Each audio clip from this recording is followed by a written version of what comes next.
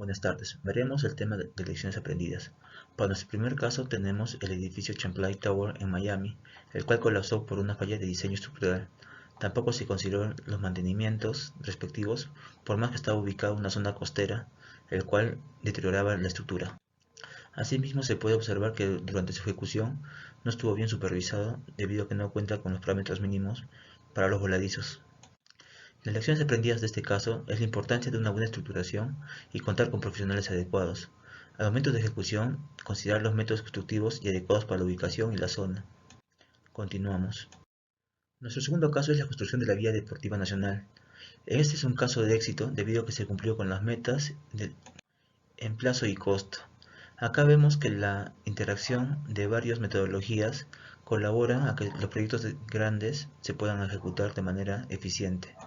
Para este caso se usó la metodología BIM a partir de una planificación BDC, por sus siglas en inglés, que significan Diseño y Construcción Virtual. De esta manera se podía ir haciendo por etapas la ejecución mientras se iba avanzando de manera virtual y, y así prever todos los insumos necesarios para la siguiente fase. Ahora veremos la importancia de la planificación. La falta de planificación o una planificación deficiente en proyectos de construcción ocasiona que no se cumplan con los plazos y los costos programados.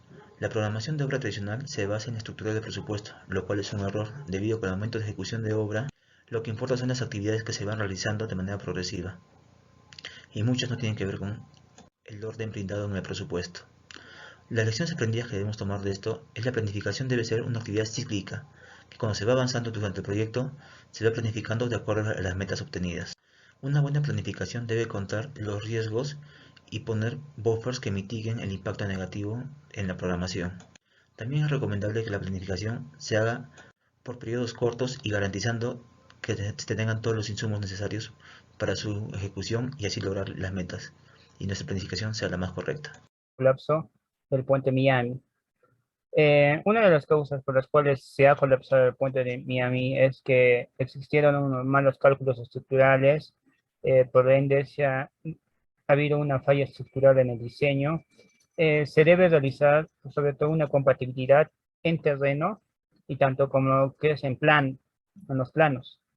La lección aprendida por lo que vemos es que no se hubo un manejo de gestión de riesgos aplicando los 7 pasos, los cuales son planificar, identificar, eh, cuantificar, planificar las respuestas, responder los riesgos, monitorear los riesgos, las cuales nos llevarán a efectuar un proyecto de manera eficaz y a menores costos. Siguiente.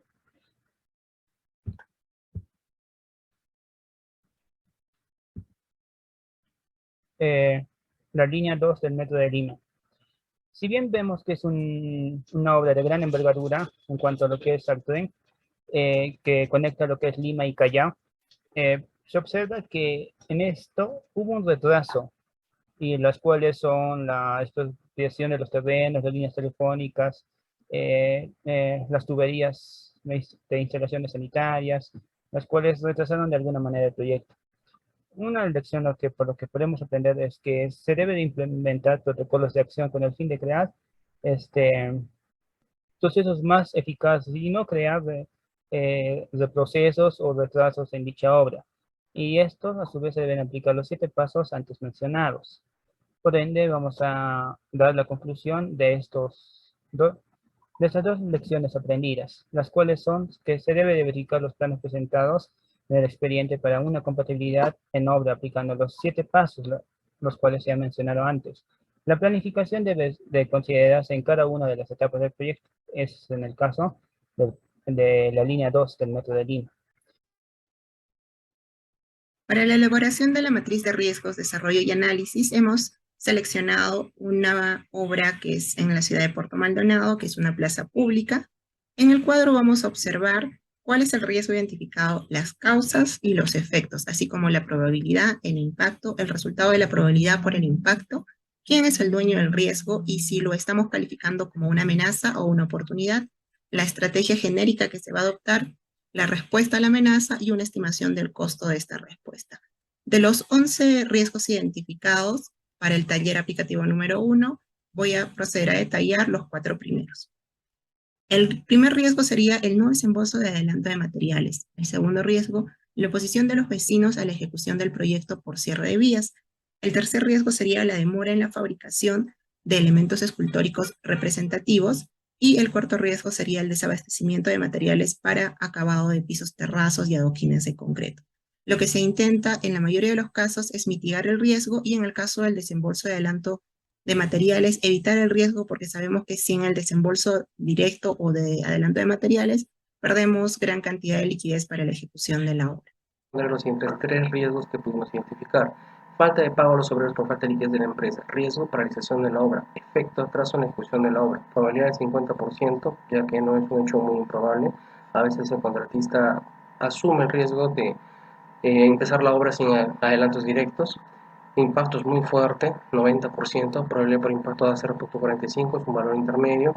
El dueño sería el contratista, es una amenaza. La estrategia genérica es evitar el riesgo. La respuesta es hacer un análisis financiero de la empresa si va a ser capaz de poder asumir ese riesgo y si no, hacer la solicitud de los adelantos directos de materiales. La respuesta son 60.000 soles, que más o menos es el salario de 10 personas por un mes, a 1.500 soles la semana, promedio. El segundo riesgo sería la rivalidad del alcalde con otros actores políticos. El riesgo es la paralización de la obra, el efecto es atraso en la ejecución de obra, la probabilidad es del 40%, no es tan improbable debido a que estamos viviendo una coyuntura de mucha inestabilidad política. El impacto, si es fuerte, sería el 90%, probabilidad por impacto 0.36, el dueño sería la entidad, es una amenaza. La estrategia genérica sería mitigar el riesgo. Respuesta a la amenaza es no cometer irregularidades en el proceso de licitación. El costo de la respuesta igual sería unos 7.000 soles. El tercer riesgo sería delincuencia y vandalismo, robo de los equipos y materiales, destrucción de los trabajos. El efecto es atraso en la ejecución de obra, la probabilidad es 30%, no es muy común, pero sí tiene un impacto fuerte del 70%. Probabilidad por impacto 0.21, el dueño es el contratista, es una amenaza. La estrategia genérica sería evitar el riesgo. Para ello sería contratar un vigilante particular, que el costo sería más o menos unos 10.000 soles, que son 2.500 soles por mes, en un plazo de 4 meses que duraría la obra. Muchas gracias. Paso. Con la exposición vamos a explicar los últimos tres riesgos que hemos considerado. Como riesgo número 8 tenemos el bloqueo de vía de accesos terrestres, cuya causa es precipitaciones intensas y deslizamientos, y el efecto es la demora en la procura de insumos necesarios para el avance, con una probabilidad de 0,3, un impacto de 0,9. El dueño del riesgo es tanto el contratista como la entidad. Es una amenaza y para mitigar el riesgo se puede ubicar vías alternativas de procura. Si es que no hay vías alternativas terrestres, se pueden utilizar vía aérea o marítima para la entrega de los insumos. Y el costo de la respuesta se estima en 3.000 soles. El siguiente riesgo es inundamiento de zanjas causado por rotura de redes de abastecimiento por el desconocimiento de la red existente. El efecto es retrasos y mayores costos por la necesidad de reponer estas tuberías, una probabilidad de 0,2, un impacto de 0,7. El dueño del riesgo es la contratista, es una amenaza, y para evitar el riesgo se debe revisar planos catastrales de la EPS para conocer la ubicación de estas redes y así evitar la rotura o daños durante los trabajos de excavación. Y el costo de la respuesta se estima en 1.500 soles. Y por último tenemos el riesgo de la necesidad de cambio de insumos de instalaciones eléctricas, y la causa siendo la mala calidad de los insumos, el efecto retrasos y mayores costos por la necesidad de adquirir insumos de calidad, con una probabilidad de 0,3, un impacto de 0,5. El dueño del riesgo es el contratista, es una amenaza, y para evitar el riesgo se necesita determinar marcas y detalles específicos en las especificaciones técnicas, así como alternativas en caso haya desabastecimiento de estas. Y se estima un costo de 5.500. Buenas noches, vamos a ver el desarrollo del análisis de riesgo con el programa Risky. Se hizo la lista de las partidas en base a partidas resumen. Después se hizo el secuenciamiento lógico de las actividades. Como pueden ver, aquí ya está todo el diagrama igual.